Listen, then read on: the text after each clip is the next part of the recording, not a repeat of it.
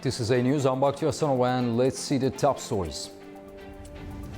World leaders have condemned the shooting at the White House Correspondents' Dinner, which forced the evacuation of President Donald Trump. Donald Trump cancels a planned visit by U.S. envoys to Islamabad. And Ukraine marks 40 years since Chernobyl nuclear disaster.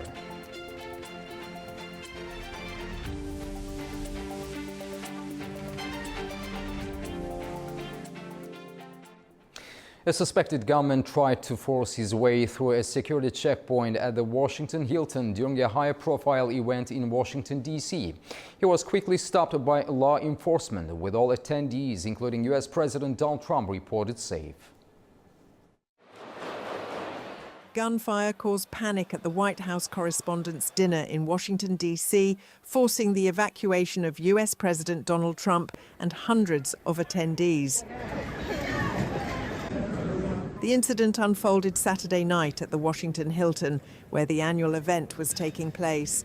Officials say a man armed with a shotgun, handgun and multiple knives attempted to breach a security checkpoint near the ballroom. Law enforcement intervened within seconds and the suspect was taken into custody. During the confrontation, a Secret Service agent was shot at close range, but a bulletproof vest prevented serious injury. The agent is reported to be in good condition. Witnesses described hearing several loud bangs before security personnel rushed in, shouting for guests to take cover. The FBI confirmed its National Capital Response Squad responded to the scene and says the suspect is in custody. Authorities believe he acted alone and say there is no ongoing threat to the public.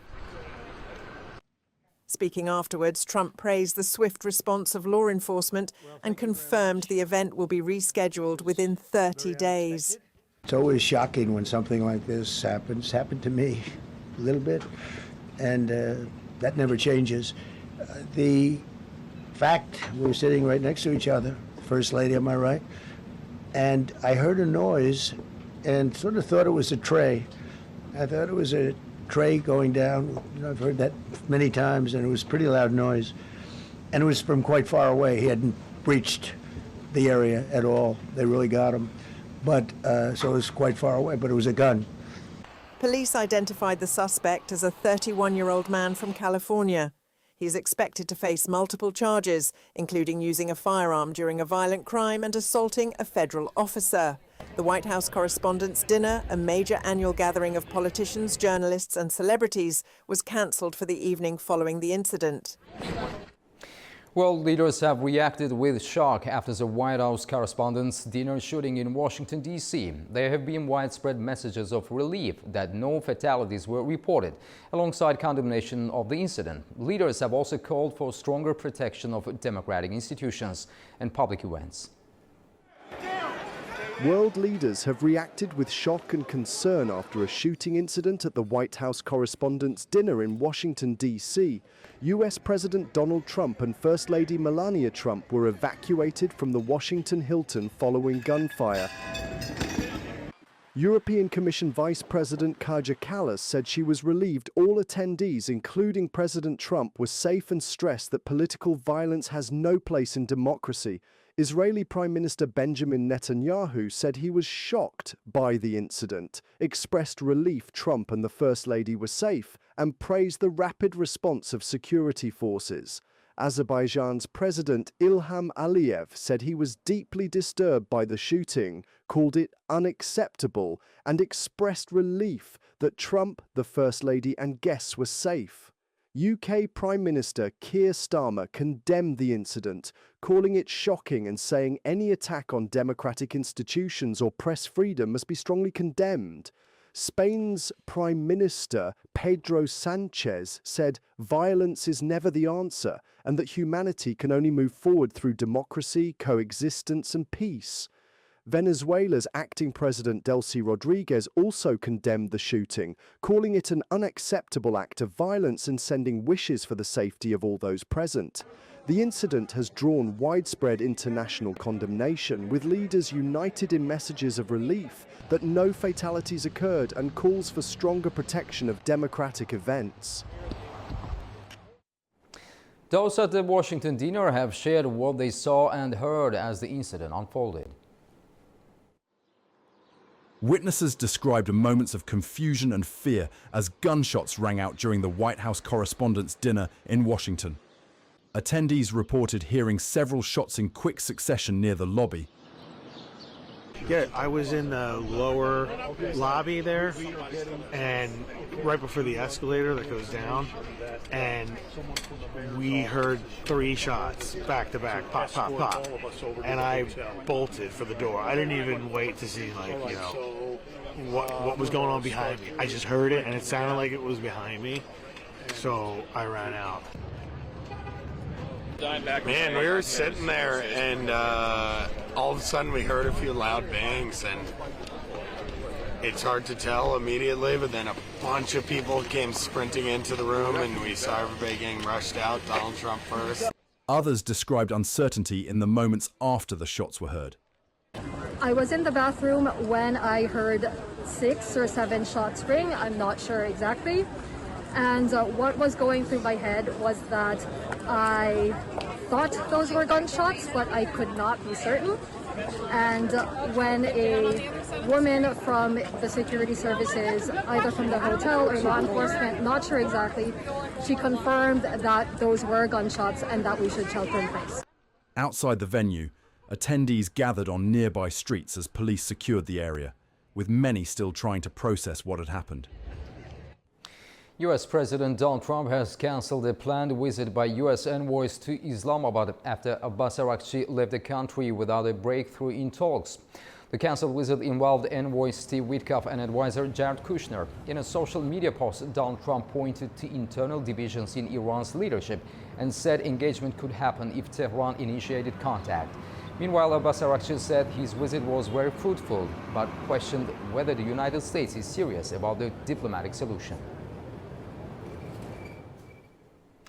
Iranian President Masoud Pezeshkian said Tehran would not enter imposed negotiations if the United States continues its pressure policies and military presence in the region. Pezeshkian made the remarks during a phone call with Pakistan's Prime Minister Shehbaz Sharif.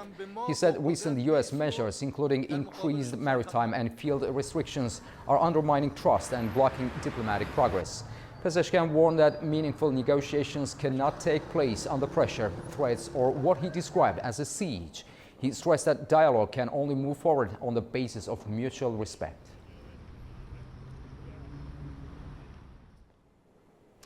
The war in Ukraine saw a significant escalation today, with both sides reporting massive waves of strikes and casualties.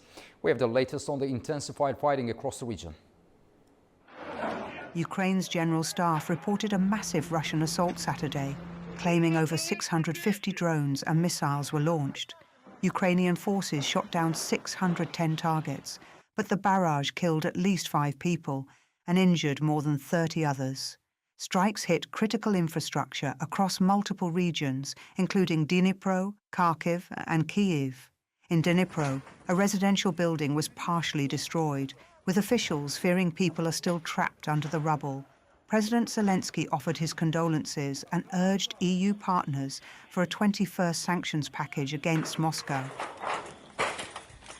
Meanwhile, Russia's defense ministry claimed its air defense systems intercepted 127 Ukrainian drones over multiple regions, stretching from Belgorod to Tatarstan and Crimea.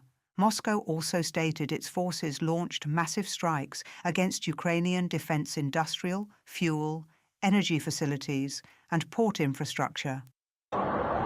These claims come as both sides accuse the other of targeting critical civilian and military sites. Independent verification of either side's claims is difficult due to the active war zone. As the fierce fighting continues, international concern remains high for the safety of civilians and the stability of critical infrastructure. Today marks 40 years since the Chernobyl nuclear power plant explosion, a disaster that scarred a continent and reshaped the world's view on nuclear safety. But this isn't just a look back at history. The invisible enemy of radiation, once contained, is now shadowed by the very visible enemy of war. Our report explores how Chernobyl's past and present are tragically intertwined. It It was 1:24 a.m. on April 26, 1986. A botched safety test at Chernobyl's reactor number 4 sent a series of blasts ripping through the plant, blowing off its heavy concrete lid. A radioactive cloud billowed across Europe, reaching as far as the eastern United States. 31 plant workers and firemen died in the immediate aftermath, mostly from acute radiation sickness. Thousands more would later succumb to related illnesses. The world watched as the true scale of the catastrophe unfolded. In the chaotic months that followed, hundreds of thousands of liquidators, ordinary men and women, were sent in to contain the invisible enemy. Petro Hurin was one of them. He worked 12-hour shifts, using an excavator to load radioactive debris, knowing the immense risks. I realized that, however small my contribution might be, I was doing my bit to help tame this atomic beast and bring it under control. Radiation is, after all, an invisible enemy that strikes down all living things. Hurin's health never recovered. After just 4 days, his blood tests showed a pale liquid. Not blood, a verdict that saw him immediately removed from the zone. Of the 40 people his company sent, only 5 are alive today. The exclusion zone around Chernobyl is a haunting wilderness of empty buildings, including Pripyat, a ghost town once home to 50,000. I do not regard Chernobyl as history. It is a living responsibility. For the past 40 years, the IAEA has worked alongside Ukrainian partners to understand what happened, to communicate the truth, and to support the long journey of remediation and recovery. That living responsibility has never been more directly challenged. Last year, on February 14, 2025, a Russian drone strike punched a large hole in the outer cover of the new safe confinement, the massive €2 billion steel arch designed to shield the world from the ruined reactor. Plant officials say it narrowly avoided another tragedy. Today, the primary risks are military risks because drones and missiles regularly fly over the exclusion zone and the facilities of the Chernobyl nuclear power plant. What we saw after the strike on February 14, 2025 could happen again, with far more severe consequences. While the drone-inflicted hole has been patched, the new safe confinement itself faces a ticking clock. High radiation levels mean skilled workers can only operate for minutes at a time inside the arch. The European Bank for Reconstruction and Development warns that unless extensive repairs begin by 2028, corrosion could undermine the entire structure by 2030, risking a catastrophic failure. There is a huge amount of radioactive material, fuel, which are underneath this new safe containment. So that's why it's so important to carry on the work before this risk of corrosion. And then we would need to start, if this happens, if corrosion happens and the containment is not effective anymore, we would need to start from scratch in a way, so in a much more expensive response. 4 decades on, Chernobyl's aging containment faces escalating threats from war and decay, posing an ongoing nuclear danger. Wildfires are spreading in northern Japan, forcing thousands to evacuate as firefighters work to contain the flames. Firefighters are battling 2 wildfires for a 4th straight day in Iwate Prefecture as flames spread closer to residential areas. More than 3,000 residents have been forced to evacuate, including about a third of the population in Otsuchi. Helicopters from Japan's self-defense force and firefighters from as far as Gunma Prefecture have been deployed to the area. The wind has improved, but it's so dry that fires keep igniting. We put one out and another starts. It's the same over and over again. Smoke continues to rise from forested hillsides near homes as crews work to contain the spread. Weather conditions are offering little relief, with no rain forecast for the coming week, according to the Japan Meteorological Agency. Residents at evacuation shelters say they remain concerned about their homes. It's scary, terrifying. We're here in a disaster area and we're just taking it easy, being given food to eat, things like that. But if our house burns down while we're here, we'll have nowhere to go back to. The combined burn area in Otsuchi is among the largest recorded wildfires in Japan, with only 2 previous fires exceeding it. A heat wave is affecting large parts of India, with temperatures rising above 40 degrees Celsius and putting pressure on daily life and healthcare services. Temperatures have risen above 40 degrees Celsius across several regions of India, affecting northern, central, and eastern states. In Gorakhpur, people were seen sitting in the shade, drinking water, and avoiding time outdoors as temperatures increased. The heat is extremely intense. Temperatures are reaching around 42 to 44 degrees Celsius, and people are finding it very difficult to cope. Many are avoiding stepping out of their homes because of the heat. Across affected areas, people covered their heads and filled water bottles at public stations to cope with the heat. In Moradabad, hospitals reported a rise in patients during the summer, with children among those affected. The number of patients has increased during the summer. At the hospital, we are operating around 266 beds, and almost all of them are currently occupied. Around 250 children in OPD, and nearly 35 to 36 children are admitted in IPD. In central and eastern regions, including Bhopal and parts of Odisha, people were seen using umbrellas, drinking fluids, and avoiding direct sunlight. Officials say temperatures have exceeded 40 degrees Celsius in multiple locations. From Bolangir districts, 44 degrees Celsius. And if you just see the temperature above 40 degree and above, almost 18 stations from Odisha has reported 40 plus temperature. And 44 plus, we have already discussed from 2 stations. And in last 24-hour May, temperature has been in the Nolar change, and in the forecast also we are expecting temperature to be in the Nolar change for the next 3 days, and it is going to decrease in the subsequent 2 to 3 days by 2 to 4 degrees Celsius. Authorities have issued heat wave advisories as high temperatures continue across large parts of the country. And now we'll take a look at the key stories shaping the region.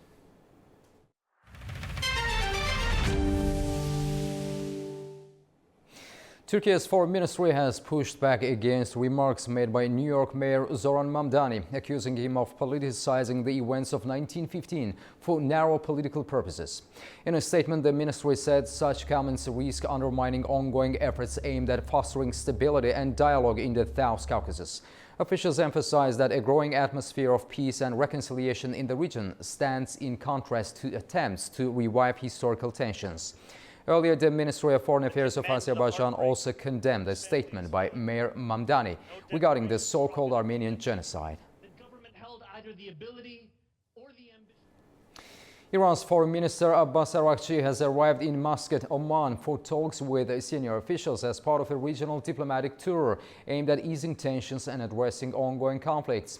During the visit, Araghchi met Oman's Sultan Haytham bin Tariq to discuss regional developments, mediation efforts, and potential pathways to end the conflict involving the United States and Israel. The visit follows earlier talks in Pakistan, where he met Prime Minister Shehbaz Sharif and Army Chief Asim Munir.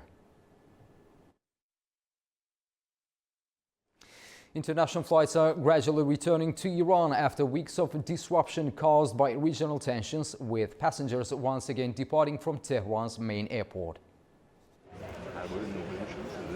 Iran has restarted limited international passenger flights at Imam Khomeini International Airport following a suspension that lasted more than 50 days. Only a small number of destinations have reopened so far, including Medina in Saudi Arabia, Muscat in Oman and Istanbul.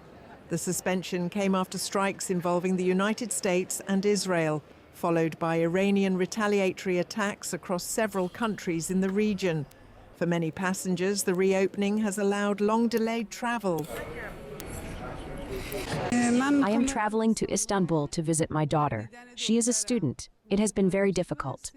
I couldn't stay in touch with her because we didn't have internet. I'm very happy that flights have resumed. Some travelers remain concerned about the situation. We are worried because of the war. We heard some thuds in Tehran a few nights ago. No one knows what will happen. Airport officials say more routes are expected to be introduced gradually. Flights to Beijing and other Chinese cities have long been a major part of this airport's schedule and remain so. Cargo flights are definitely operating. Passenger flights, as I mentioned, are being planned for implementation. Airport officials say operations remain limited, with more routes expected to be introduced gradually. Passenger traffic is expected to recover step by step as additional international routes reopen. Uzbekistan's economy grew by more than 8% in the first quarter of 2026, signaling a strong start to the year. Officials say the growth was supported by rising investment, expanding exports and easing inflation. Uzbekistan's gross domestic product grew by 8.7% in January to March 2026, up from 6.8% in the same period last year. President Shavkat Mirziyoyev announced at a meeting reviewing first quarter economic performance across sectors and regions. According to the president, industrial output increased by 8% in the first 3 months of the year, while agriculture grew by 5.1%.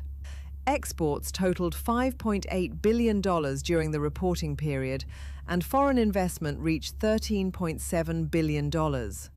Annual inflation fell to 7.1%, marking its first decline to that level.